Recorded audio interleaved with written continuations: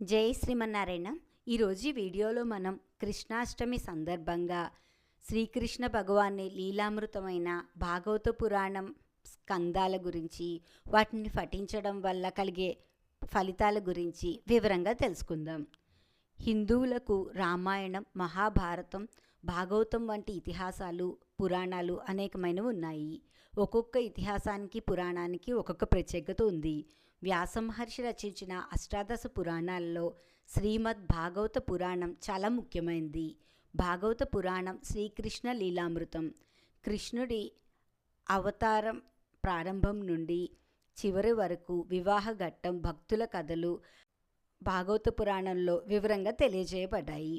ఒక్కొక్క స్కందాన్ని పఠించడం వల్ల ఒక్కొక్క ఫలితం కలుగుతుందని భాగవత పురాణంలో మహత్యంలో వివరంగా తెలియజేయబడింది. అంతేకాకుండా భాగవత పురాణ మహత్యం గురించి స్కాంద పురాణంలో కూడా వ్యాస మహర్షి తెలియజేశారు.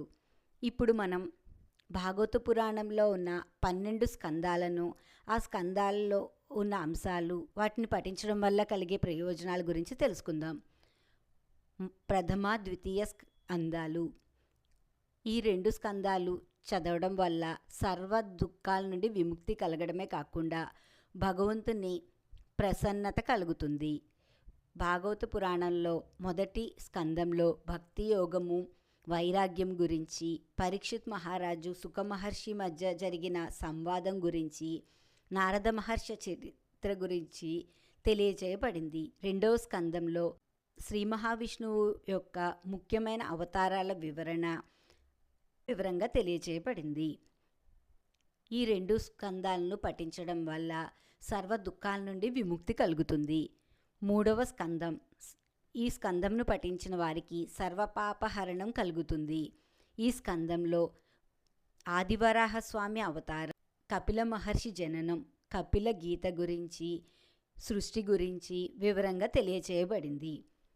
నాలుగో స్కందం.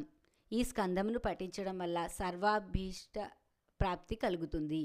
4వ స్కందంలో 9 మంది ప్రజాపతుల ఉత్పత్తి, దక్ష యజ్ఞం, ధ్రువ చరిత్ర, పృథు చక్రవర్తి వృత్తాంతం పూర్తిగా వివరించబడింది. ఈ స్కందం పఠించిన వారికి సర్వ అభీష్టములు నెరవేరుతాయి. 5వ స్కందం. అమంగళ నాశనం.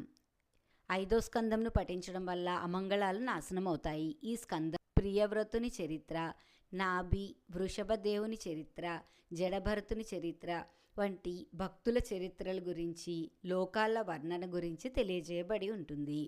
6వ స్కందం. ఈ స్కందంను పఠించడం వల్ల నరకవాసం తొలగిపోతుంది. 6వ స్కందంలో దక్షుని జననం, వృత్తాసురుడి జననం, దేవతల, అసురుల, మానవుల జననం గురించి వివరంగా తెలియజేయబడి ఉంటుంది. 7వ స్కందం. 7వ స్కందంను పఠించడం వల్ల భవబంధాల నుండి విముక్తి కలుగుతుంది. 7వ స్కందంలో హిరణ్యకశిపుడు, హిరణ్యాక్షుడి యొక్క వృత్తాంతం, శ్రీ మహావిష్ణువు పరమ భక్తుడైన ప్రహ్లాదుడి జననం చరిత్ర, నరసింహ అవతారం గురించి వివరంగా తెలియజేయబడి ఉంటుంది. 8వ స్కందం. ఈ స్కందమును పఠించడం వల్ల కలిదోష నివారణ కలుగుతుంది. 8వ స్కందంలో మన్వంతరముల వివరణ, గజేంద్ర మోక్ష ఘట్టం, క్షీరసాగర మదన ఘట్టం ఉంటాయి. 9వ స్కందం. ఈ స్కందమును పఠించడం వల్ల సర్వ కార్యాలయందు సిద్ధి కలుగుతుంది.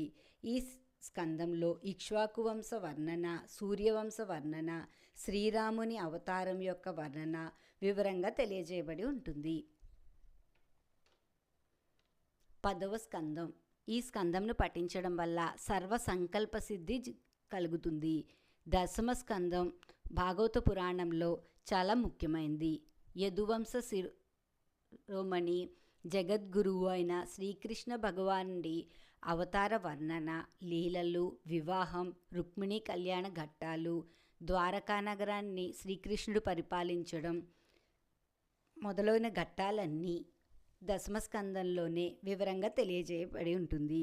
ఈ స్కందాన్ని పఠించడం వల్ల శ్రీకృష్ణుని అనుగ్రహం కలుగుతుంది. 11వ స్కందం. శాంతి ప్రాప్తిస్తుంది. 11వ స్కందంలో శ్రీకృష్ణుడు ఉద్ధవునితో బోధ, వర్ణాశ్రమముల గురించి, ధర్మముల గురించి వివరంగా తెలియజేయడము, ఉద్ధవుడు బదరికా ఆశ్రమానికి వెళ్ళడం మొదలైన ఘట్టాలు ఉంటాయి. 12వ స్కందము గోలోక ప్రాప్తి. ఈ స్కందంలో కలియుగ లక్షణాలు, పరీక్షిత్ మహారాజు పరమపదంను చేరుకొనుట, సూత మహర్షి, సౌనకాది మహర్షులకు భాగవత పురాణం యొక్క మహత్యాన్ని తెలియచేయటము అనేక ఘట్టాలు ఉంటాయి. ఈ విధంగా భాగవత పురాణంలో ఉన్న 12 స్కందాలను పఠించిన వారికి ఈ ఫలితాలు కలుగుతాయని భాగవత పురాణ మహత్యంలోనే తెలియజేయబడింది. ఇంతటి మహత్యం కలిగిన భాగవత పురాణంను మనం కూడా ప్రతిరోజు కొన్ని శ్లోకాలనైనా పఠించి శ్రీకృష్ణుడి యొక్క అనుగ్రహాన్ని పొందుదాం. ఈ వీడియో మీకు నచ్చితే నా వీడియోని షేర్ చేయండి, లైక్ చేయండి.